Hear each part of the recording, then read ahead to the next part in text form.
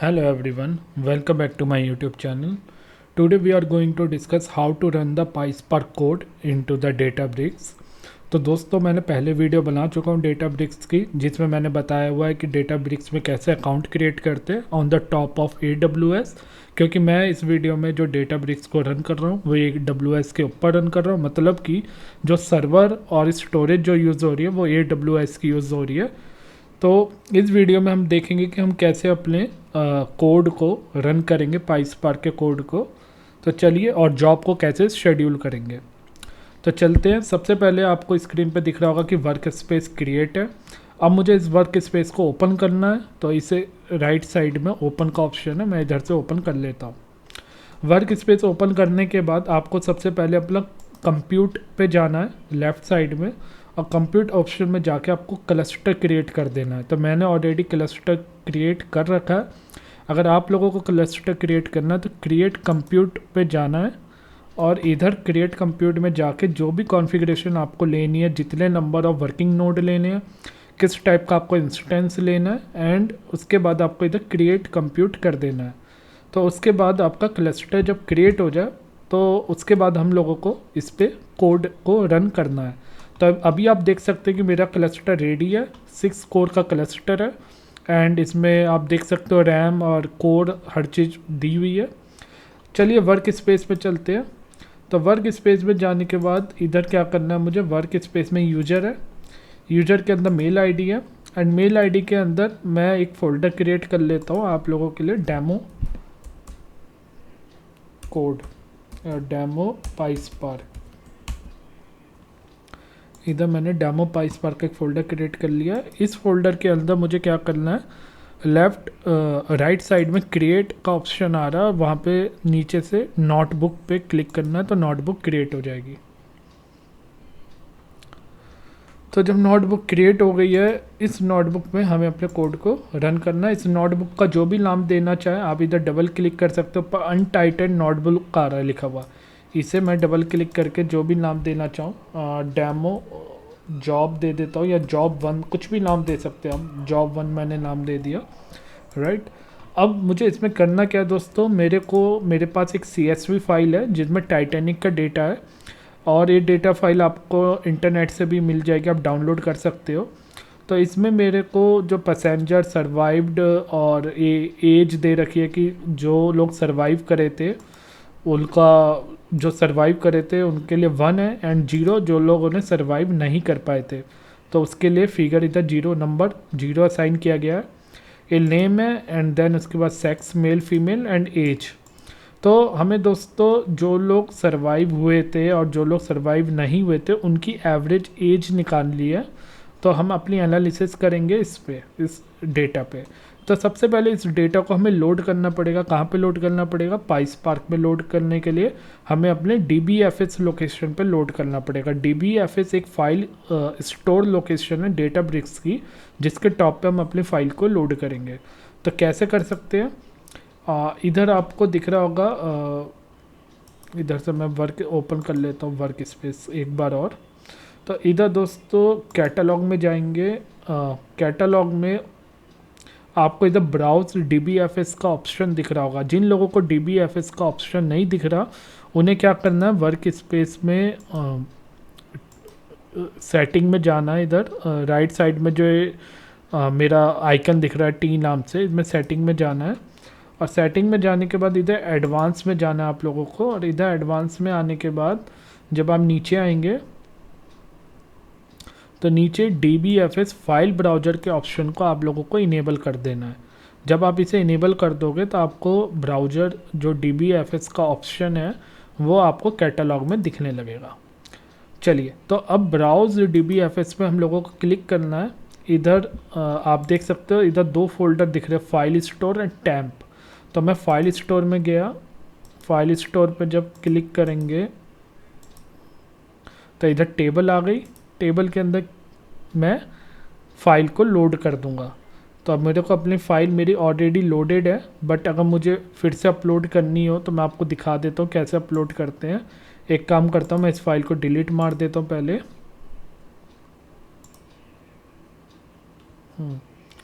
And इसे भी इधर से अपलोड पे जाता हूँ, राइट। तो अपलोड पे गए, टेबल्स पे जाने के बाद इधर अपलोड पे क्लिक किया, इधर देखिए drop file to upload and click to browse का ऑप्शन आ रहा है। तो इस पर जब मैं क्लिक करूँगा तो ये मुझसे फ़ाइल की लोकेशन पूछेगा। मैं विंडो मशीन पे हूँ तो मैं इधर टाइटैनिक जो मेरी फ़ाइल है उसे मैं सेलेक्ट कर लूँगा, वो अपलोड हो चुकी है। तो ये मेरे DBFS लोकेशन पे अपलोड हुई है एंड मैं इसे डन कर दूँगा, राइट। अब ये फाइल आप देख रहे हो मैंने दोबारा से अपलोड कर दी इधर, एंड इस फाइल का जो पाथ है उसे भी मैं चाहूँ तो रीड कर सकता हूँ। जब मैं इस पर राइट क्लिक करूँगा तो कॉपी पाथ आ जाएगा। जब कॉपी पाथ आ जाएगा तो आप देख सकते हो इधर दो पाथ दिखा रहा है। एक तो DBFS स्पार्क API फॉर्मेट में दिखा रहा है, मतलब कि अगर हम स्पार्क के अंदर फाइल को रीड और राइट करेंगे तो हमें इस लोकेशन को यूज़ करना पड़ेगा, सही है। तो इसे भी कॉपी करना चाहे तो आप कर सकते हैं इधर से, एंड इसे कहीं पे पेस्ट कर लेते हैं। तो ये मेरा पाथ हो गया। अब हमें क्या करना है, इस फाइल को रीड करना है और इस पर एनालिसिस करनी है। तो अब मेरे को दोबारा से जो मेरा जॉब था, मेरी जॉब कहाँ पे सेव है, वर्क स्पेस पे सेव है, और जो मैंने इधर ओपन कर रखी है, राइट। तो इस जॉब में मैं गया एंड अब मुझे उस फाइल को रीड करना है। तो मैंने कोड पहले से तैयार कर रखा है, वो मैं आपको दिखा देता हूँ। तो आप समझ गए होंगे बिजनेस रिक्वायरमेंट क्या है, कि मेरे को पैसेंजर डेटा को हिस्टोरिकली एनालाइज करना है एंड इनसाइट देख रहे हैं कि survivor rate of passenger based on age के बेस में सर्वाइवर रेट देखना है। एंड इसमें कुछ कॉलम जैसा कि मैंने बताया था, passenger ID, name, age, survived, class, sex, fare and embarked, ये सारे कॉलम है। तो मेरे को एवरेज एज निकालनी है, जो लोग सर्वाइव हुए थे और जो नहीं हुए थे उनकी एवरेज एज निकालनी है, राइट। तो अब मेरे को सबसे पहले क्या करना होगा, फाइल को रीड करना है। तो स्पार्क में मेथड होता है spark.read.csv।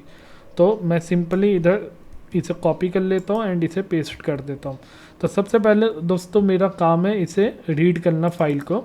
तो मैंने फाइल की लोकेशन पास कर दी एंड स्पार्क के अंदर हम हमेशा इस फॉर्मेट में भी फाइल को रीड कर सकते हैं और वैसे भी कर सकते हैं। तो मैं इसके आगे DBFS लगा देता हूँ, राइट। और अब इसे रीड करता हूँ, लेट्स सी। तो दोस्तों एक चीज़ आपको और ध्यान रखनी है कि स्पार्क मैंने सीधा इधर ऑब्जेक्ट यूज़ कर लिया है।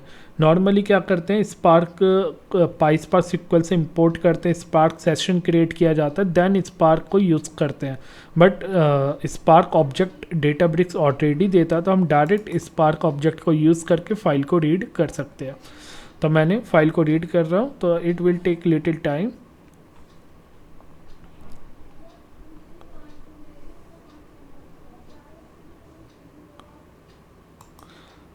तो अब ये टाइम ले रहा है कुछ सेकंड, और तो फाइल ये रीड हो चुकी है ऑलमोस्ट। एंड उसके बाद हम इसे डेटा को डिस्प्ले करेंगे। तो डेटा को डिस्प्ले करने के लिए df.show मेथड होता है, एंड मेरे को जितने रिकॉर्ड रीड करने हैं मैं इधर लिख सकता हूँ 3 या 4, जितने भी रिकॉर्ड मुझे रीड करने हैं।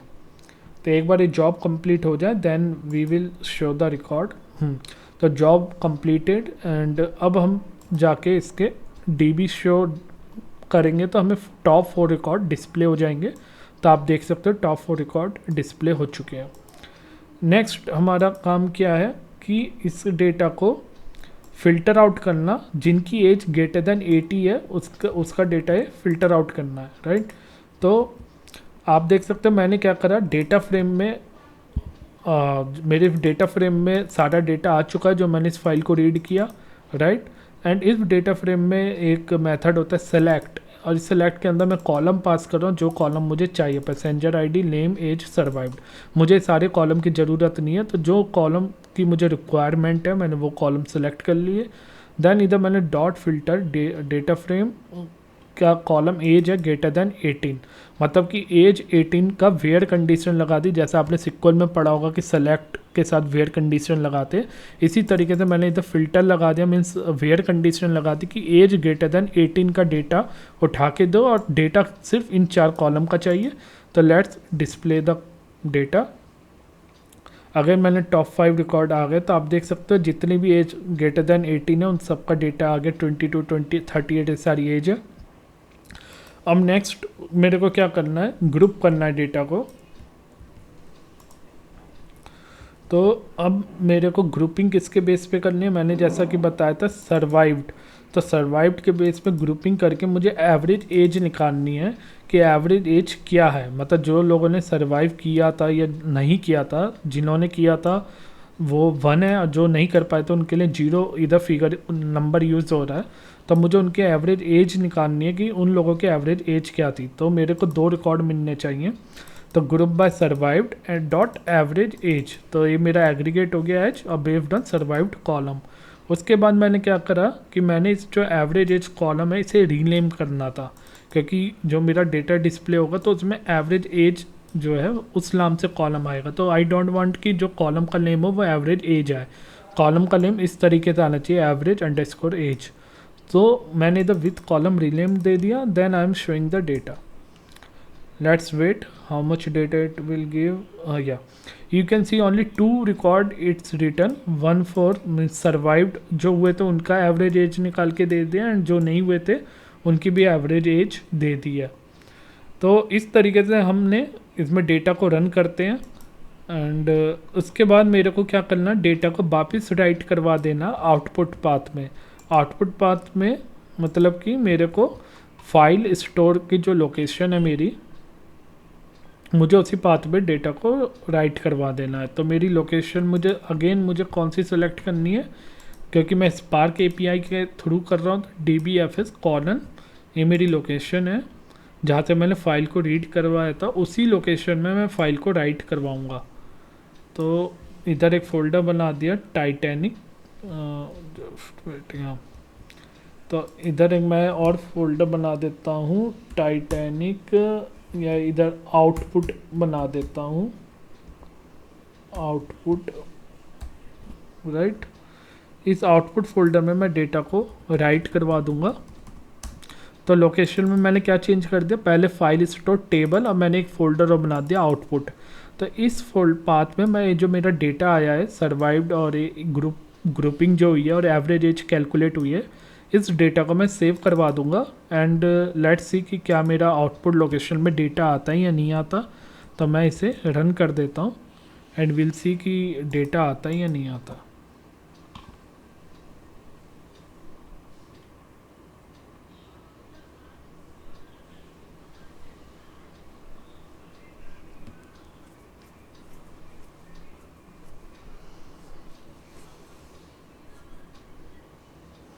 तो इस जॉब सक्सेसफुली रन हो चुकी है। तो दोबारा से हम अपने एक्सप्लोरर में जाएंगे कैटलॉग में, राइट। इसे रिफ़्रेश कर लेते हैं एक बार, एंड इधर इस लिंक को भी एक बार रिफ़्रेश कर लेते हैं, सो डैट कि मुझे DBFS लोकेशन पे डेटा मिल जाए जो मैंने अभी न्यूली क्रिएट करके अपलोड किया है। तो मैं अगेन ब्राउज DBFS में जाऊँगा, एंड ब्राउज DBFS में आप देख सकते हो फाइल स्टोर के अंदर टेबल्स में गए, तो इधर क्लिक करना है, एंड इधर आउटपुट फोल्डर बन चुका है, राइट। इस आउटपुट फोल्डर को इसने ऑटोमेटिकली क्रिएट किया, एंड इसके अंदर मैंने जब इस पर क्लिक करा तो आप देख सकते हो मेरे को फाइल दिख रही है, राइट। एंड इस फाइल के अंदर मेरा डेटा होगा, कौन सा डेटा, जो डेटा मैंने ग्रुप करके, ये वाला डेटा, ये डेटा मेरा इस फाइल के अंदर आ चुका है, राइट। तो आप समझ गए होंगे कि किस तरीके से हम लोग जॉब को रन करते हैं। अब सेकंड कॉन्सेप्ट आता है दोस्तों कि इससे शेड्यूल कैसे करते हैं। तो डेटाब्रिक्स आपको ये भी प्रॉपर्टी देता है, ये भी डेटाब्रिक्स का एक फीचर्स है कि आप जॉब को बड़ी आसानी से शेड्यूल कर सकते हैं। तो आप देख रहे होगे इधर सबसे लेफ्ट कॉर्नर पे ऑप्शन दिया हुआ है शेड्यूल का, राइट। तो इसमें शेड्यूल करने के लिए हम क्लिक करेंगे शेड्यूल पे, तो इधर जॉब का नाम आ गया। जॉब का नाम आप डेट भी साथ में आ जाती है, अगर हटाना चाहो तो आप हटा सकते हो, राइट। या वरना कुछ ऐसा कर सकते हो कि जॉब का नाम जो भी आप देना चाहो, जॉब शेड्यूल करके कह दो, या जॉब 1 रन करके हमने नाम दे दिया। एंड अब इधर आप देख सकते हो सिंपल एंड एडवांस। अगर आप सिंपली जॉब को शेड्यूल करना चाहते हो तो इसमें आपको ज़्यादा फीचर्स नहीं मिलते। इसमें क्या एवरी 1 डे, एवरी 1 मिनट तो हर एक दिन अगर आपको जॉब रन करनी है या हर एक घंटे आपको जॉब रन करनी है, हर एक हफ्ते आपको जॉब रन करनी है, तो अपने आप एक दिन में किसी भी टाइम जॉब को रन कर देगा। मगर आप चाहते हो कि दिन में किसी पर्टिकुलर टाइम पे आपकी जॉब रन हो या वीक में किसी पर्टिकुलर टाइम पर आपकी जॉब रन हो, मतलब आप इसे और ग्रैनुलरली टाइम देना चाहते हो और ज़्यादा इसे ड्रिल डाउन करना चाहते हो, तो उसके लिए एडवांस फीचर में आना पड़ेगा। तो आप देख सकते हो द सिंपल एडवांस, तो मैंने एडवांस पे क्लिक करा। अब आप देख सकते हो इधर शेड्यूल है डे, सही है, मिनट, आवर्स, इधर काफ़ी सारी चीज़ें आपको एक्स्ट्रा दिख रही हैं। तो अगर मेरे को एवरी मिनट करना है, एवरी डे करना है, तो अगर मैं सपोज़ एवरी डे मुझे रन करना है तो मैंने डे पे क्लिक करा। अब हर दिन में मुझे किस पर्टिकुलर टाइम पे जॉब को रन करना है तो वो टाइम मैं इधर से सेलेक्ट कर सकता हूँ, राइट। तो टाइम सपोज़ जो भी सेलेक्ट करना हो कि अभी जैसे 10:30 PM हो रहे हैं, रात के 10:30 हो रहे हैं इस समय, राइट। तो इसने अपने आप टाइम ले लिया इधर 20 to 29, तो आप थोड़ा सा आगे का टाइम इधर ले सकते हैं 32, जैसे अभी 30 मिनट हो चुके हैं तो मैं इधर 32 ले लेता हूँ। तो 10:32 में जॉब एग्जीक्यूट हो जाएगी और अभी 10:31 ऑलरेडी हो चुके हैं, राइट। तो अच्छा, अब इसमें सबसे इम्पॉर्टेंट है दोस्तों टाइम जोन। तो टाइम जोन क्या होता है कि आप किस टाइम जोन में हो, मतलब आप जहाँ बैठे हुए हो, जिस लोकेशन पे, अगर आप इंडिया में हो या आउटसाइड ऑफ इंडिया हो, तो इस हिसाब से आपका टाइम जोन चेंज होता रहता है। तो अगर हम इंडिया की बात करें तो इंडिया का टाइम जोन कैसे चलता है, अगर मैं इधर न्यू दिल्ली पे जाता हूँ तो आप देख सकते हैं रहा UTC + 5:30।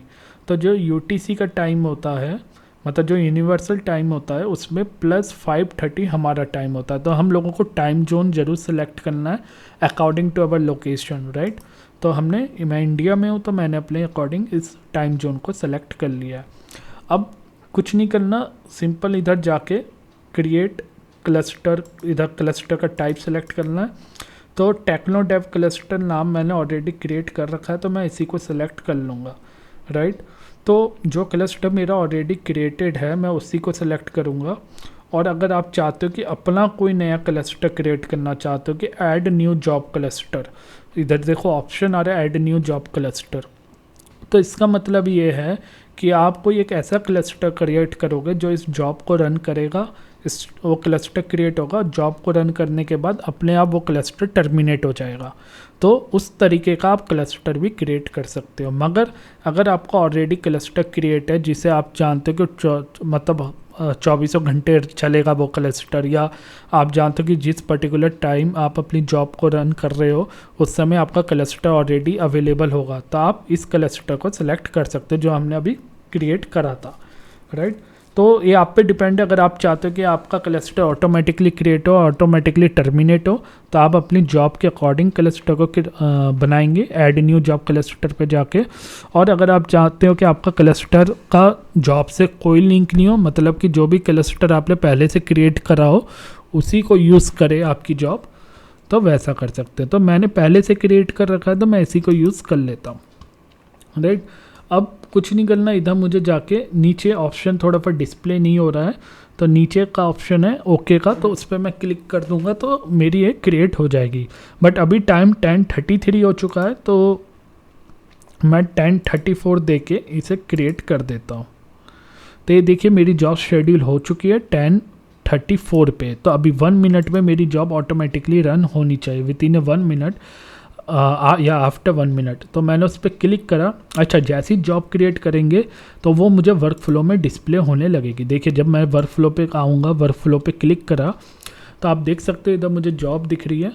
एंड इस जॉब को आप चाहो तो मैनुअली भी रन कर सकते हो। तो इधर सबसे राइट में ऑप्शन दिख रहा है, देखिए एक एरो दिख रहा है, इस पर जब मैं क्लिक करूँगा तो मैनुअली रन हो जाएगी। वो डिस्प्ले भी होता है कि आपकी जॉब मैनुअली रन हुई है। बट अभी 10:34 हो चुके हैं तो मेरी जॉब ऑटोमेटिकली अपने आप रन हो जाएगी। तो जब ऊपर देखिए ऑप्शन है जॉब्स और जॉब्स रन का, तो मैं जॉब्स रन पे क्लिक करता हूँ एंड लेट्स सी कि मेरी जॉब रन हुई या नहीं हुई। तो आप देख सकते हैं रनिंग स्टार्ट हो चुकी है, सी एंड लॉन्च बाय शेड्यूलर आ रहा है। अगर मैं वहाँ पे मैनुअली रन कर देता, आप देख रहे हो इधर जॉब ऊपर से टैब में मैं गया जॉब में और इधर मैं मैनुअली रन कर देता तो इधर जो मेरा ऑप्शन आता लॉन्च में वो आता मैनुअली। तो मेरी जॉब रन हो गई है एंड सक्सीडेड भी हो चुकी है, और इधर देखिए ग्रीन आ गया है, राइट। तो अगर मुझे जॉब का आउटपुट देखना है, मतलब इधर तो मुझे पता लग रहा है कि मेरी जॉब सक्सेस हो चुकी है, but how I know that कि what's the output of that job, right. तो इधर जो स्टार्ट टाइम है, मैं इधर जिस टाइम में जॉब स्टार्ट हुई थी, इधर टाइम आ रहा है, इस पर मैं क्लिक कर दूंगा एंड आप देख सकते हो जब मैंने इस पर क्लिक करा तो इसने आउटपुट डिस्प्ले कर दिया, राइट। तो you can see all the output which run by the scheduler, right. So that all the output. So this is the way to run the job. So I go back and you can see one more thing here. तो job run हुई, right? तो जब ये job run हो चुकी है, job run पे जब मैं क्लिक करता हूँ तो इधर एक तो रन का ऑप्शन आ गया, जिससे मुझे पता लगा कि सक्सीडेड हो चुकी है job run. And second option ऊपर एक और आ रहा है टास्क, तो टास्क पे क्लिक करता हूँ तो और ग्राफ के फॉर्म में मुझे जॉब दिख रही है, और इसमें क्या क्या पैरामीटर थे वो सब जब मैं नीचे करूँगा तो दिख रहे हैं, जैसे जॉब का नेम, टाइप क्या था, राइट। ये सारी डिटेल मुझे दिख रही है। इसमें मुझे क्लस्टर, कौन सा क्लस्टर था, सारी चीज़ें दिख रही हैं। एंड अगर मेरे को कोई डिपेंडेंट लाइब्रेरी है तो वो भी मैं इधर डाल सकता हूँ कि अगर इसकी कोई लाइब्रेरी में डिपेंडेंसी है तो उस लाइब्रेरी का भी पाथ मैं इधर डाल सकता हूँ। एंड पैरामीटर होता है कि अगर आपको रन टाइम पे कोई पैरामीटर पास करना है तो आप पास कर सकते हो। डेटाब्रिक्स एक ऑप्शन देता है विजिट का, आई थिंक मैं आपको उसका भी एग्जाम्पल अभी दिखाता हूँ कि पैरामीटर कैसे पास करते हैं। तो ये सब चीज़ें मतलब आप देख सकते हो कि ये सारे पैरामीटर टास्क में जाके भी पास किए जा सकते हैं एंड उसे अगेन रन किया जा सकता है जॉब को मैनुअली। तो चलिए दोबारा से मैं वर्क स्पेस में जाता हूँ एंड वर्क स्पेस में जाने के बाद डेमो पाइसपार्क के अंदर गया, इधर आप जॉब 1 देख सकते हैं। तो आपने देखा कि कैसे हमने जॉब को शेड्यूल किया। अब सेकंड मैं आपको ये दिखाना चाहता हूँ how to pass run time parameter in the job. That is also important and everyone should know how to pass the runtime parameter. So I will create one another job which I name given notebook. Again I select notebook and I given the name job 2. So my job 2 and I have some code which I try to execute in front of you people. So first I import the library row and here I create one data frame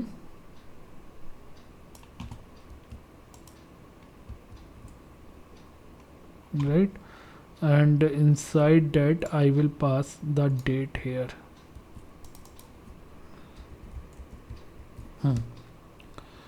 So what I try to achieve, I create one dictionary or one list of dictionary. So in this list there is a 3 record and तीनों record में आप देख सकते हो name, age and city and date, 4 column है, name, age, city, date, 4 column, right. And I want to create the data frame by using this list.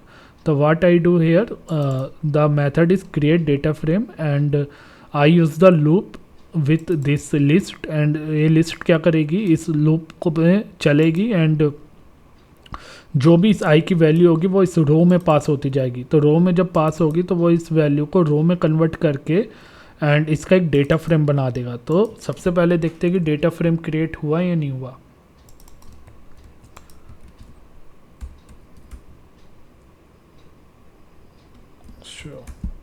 Right, सो अब देखते हैं कि हमारा डेटा फ्रेम सक्सेसफुली क्रिएट हुआ नहीं हुआ।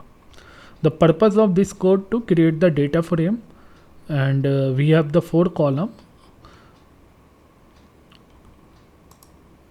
एंड दोस्तों जैसे ही मैं इसे रन करते हैं ऑटोमेटिकली मेरा जो क्लस्टर होता है ना ये अटैच कर देता है। सर राइट, आप देख सकते हैं क्लस्टर है एंड बैकएंड में EC2 इंस्टेंस AWS में चल रहे हैं क्योंकि मैं डेटाब्रिक्स को AWS पे रन कर रहा हूँ। तो आप देख सकते हो कि इधर इसने चारों कॉलम का डेटा फ्रेम की वैल्यू मुझे प्रिंट करवा दी है। राइट, अब मेरे को फिल्टर आउट करना है data based on the date. तो मैं क्या करता हूँ, इधर फिल्टर आउट करता हूँ एंड इधर मैं डेट पास करता हूँ कोई सी भी एक पर्टिकुलर डेट पास कर देता हूँ जिसका मुझे डेटा देखना है एंड इसे रन कर देता हूँ। तो आप देख सकते हो मैंने इधर डेट पास करी 2024-1/3, तो मेरे को सिंगल रिकॉर्ड आ गया। बट हेयर यू नोटिस कि मैंने इधर डेट को हार्ड कोड कर दिया। बट इफ़ डेट को मैं चाहता हूँ कि मैं रन टाइम पे पास करूँ इस वैल्यू को एंड मेरा वैल्यू आउटपुट दिखे, मतलब कि मैं इस डेट में से कोई सी भी डेट को रन टाइम पे पास करूँ, उसके अकॉर्डिंग मेरी जॉब रन हो। तो उसके लिए मुझे क्या करना पड़ेगा, मुझे रन टाइम पैरामीटर बनाना पड़ेगा। वो कैसे बनाते हैं दोस्तों, इसमें एक मेथड होता है विजिट, उससे मैं सबसे टॉप पे लिखूँगा या उस पर मैं इधर भी लिख सकता हूँ चाहूँ तो आप देख सकते हैं मैंने 3 लाइंस इधर लिखी हैं। तो आप इसे समझिए, डीबी यूटिलिटी जो है डेटाबेस की यूटिलिटी है, उसके अंदर एक मेथड होता है विजिट। विजिट का काम क्या होता है, ये रन टाइम में पैरामीटर को पास करता है। तो मैंने एक वेरिएबल ले लिया प्रोसेसिंग डेट, और उस प्रोसेसिंग डेट के अंदर मैंने वैल्यू पास कर दी डिफ़ॉल्ट वैल्यू। इस वैल्यू को मैं चेंज भी कर सकता हूँ रन टाइम पे, तो बट मैंने एक सिंगल वैल्यू पास करी 2021-1/1 एंड उसके बाद इस वेरिएबल में वैल्यू आ जाएगी। देन फिर मैंने क्या करा, ये जो मैंने वैल्यू सेट करी प्रोसेसिंग डेट की, उसी वैल्यू को मैंने इधर गेट किया। गेट करके भी मैंने सेम वेरिएबल लिया प्रोसेसिंग डेट का, मतलब प्रोसेसिंग डेट वाले वेरिएबल में ही वैल्यू को सेट किया और उसी वेरिएबल में मैंने वैल्यू को गेट भी कर लिया। आप चाहो तो इधर कोई और वेरिएबल का नाम भी दे सकते हो, बट मैंने थोड़ा सा कोड ताकि आप लोगों को समझ में आए, तो मैंने इनपुट वेरिएबल और आउटपुट वेरिएबल दोनों का नाम सेम रखा है। मतलब कि इस वेरिएबल में मैंने वैल्यू सेट करी प्रोसेसिंग डेट की और इस वेरिएबल में सेम वेरिएबल में वैल्यू को गेट कर लिया और इधर मैं प्रिंट करवा रहा हूँ। तो ये विजिट डॉट टेस्ट क्या करेगा, रन टाइम पे वैल्यू को पास करने का हमें फैसिलिटी दे देगा। और अब इस प्रोसेसिंग डेट को मैं कहाँ पे यूज़ करूँगा, इसके अंदर यूज़ करूँगा, डेट के अंदर। तो इधर मैं जो है डेट जो मैंने इधर 2003 पास करी थी, तो इधर प्रोसेसिंग डेट मैंने पास कर दिया।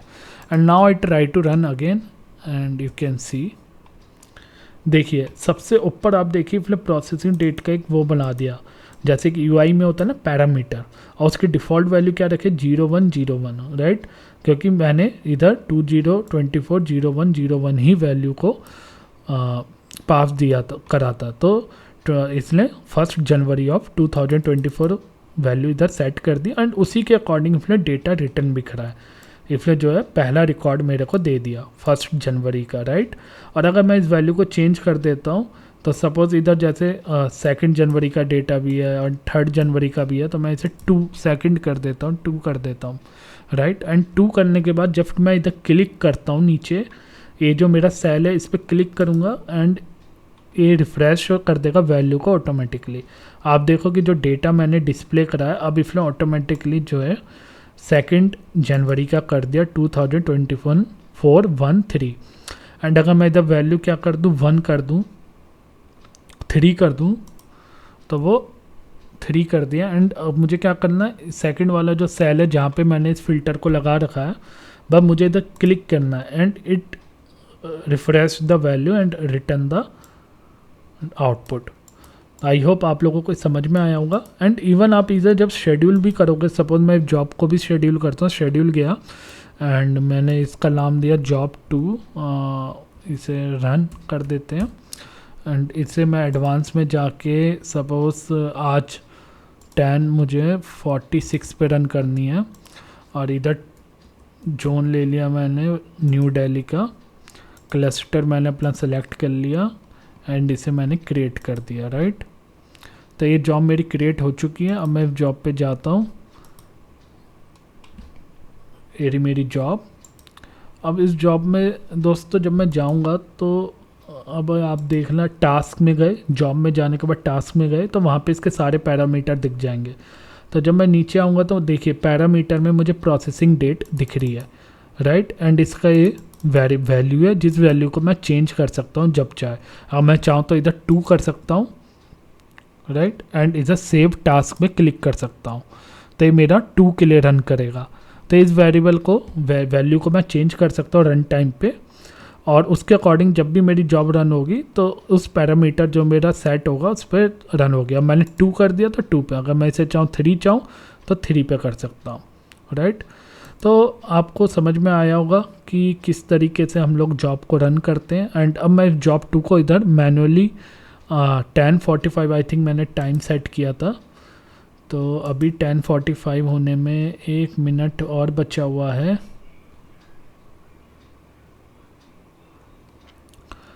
तो इससे और 1 मिनट वेट कर लेते हैं।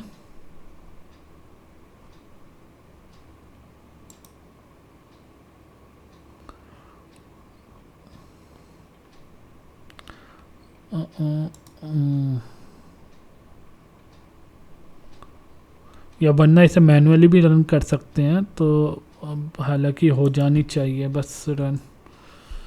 एक बार रिफ्रेश करके देखते हैं रनिंग स्टार्ट हुई नहीं हुई।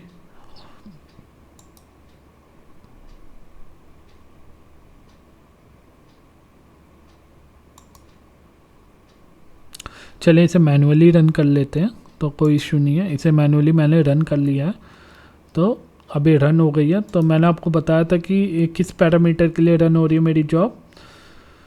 जो पैरामीटर मैंने रन टाइम पे पास किया था उस डेट के लिए जॉब रन हो रही है।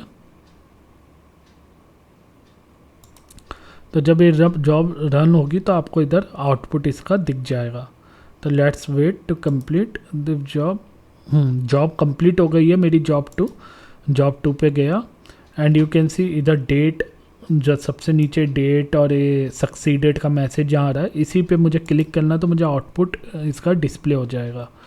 तो आप देख सकते हैं आउटपुट मेरे को इधर डिस्प्ले हो गया, और आउटपुट में जो मैंने पैरामीटर पे रन टाइम जो पैरामीटर मैंने आपको दिखाया था उसी डेट का इसने रिकॉर्ड मुझे इधर दे दिया।